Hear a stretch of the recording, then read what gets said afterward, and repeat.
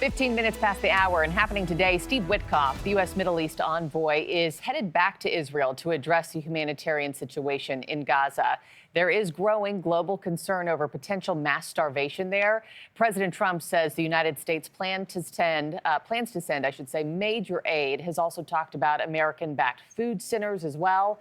And now the United Kingdom, France, and Canada say they will formally recognize a Palestinian state in September unless Israel commits to peace in Gaza.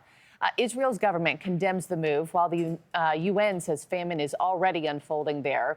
Joining me now once again on the show is Dan Arbel, a former Israeli diplomat and senior Middle East analyst with years of experience navigating U.S.-Israel relations. Dan, good morning to you. Appreciate your time. Thank you so much. Good to be here. Not even a week ago, the American delegation pulled out of the Middle East, saying that Hamas was not acting in good faith to negotiate any sort of peace deal there. Witkoff is already back today. What's changed?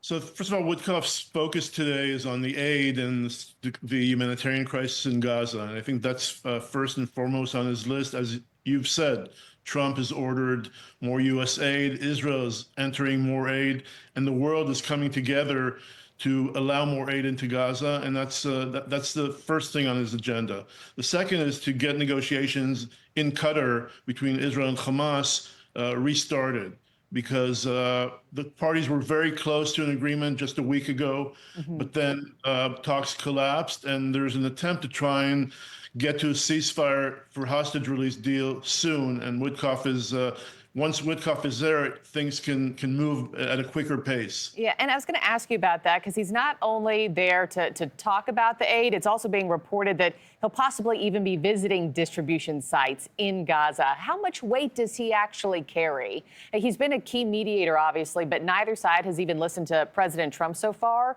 So what impact does Witkoff have?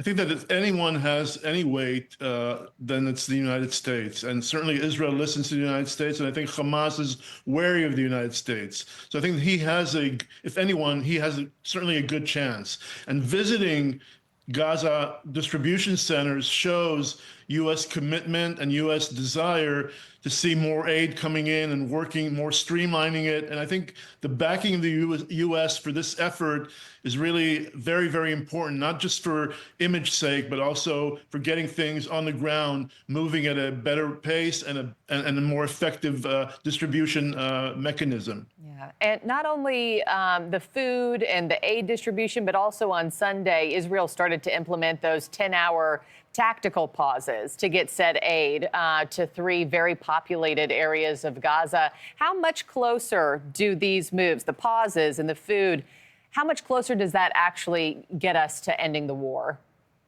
You know, at the end of the day, it would depend on Hamas, wanting to do this deal. Certainly, Hamas got in this 10-hour pauses in every day without giving anything in return. And that's kind of what was one of its demands. And once this is in effect, it takes away from Hamas's desire to strike and get to a deal.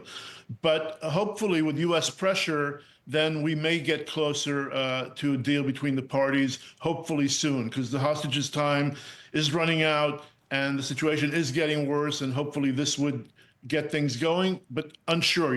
2 weeks ago, Trump said, next week there will be an agreement, and we're not there yet. So obviously things are going at a slower pace than hoped for and expected just a few weeks ago. We're going to stay on top of this, see what new developments come today. But Dan Arbel, thank you as always for joining us early on Morning in America. Thank you. Have a good day, Marky. Thank you. You as well.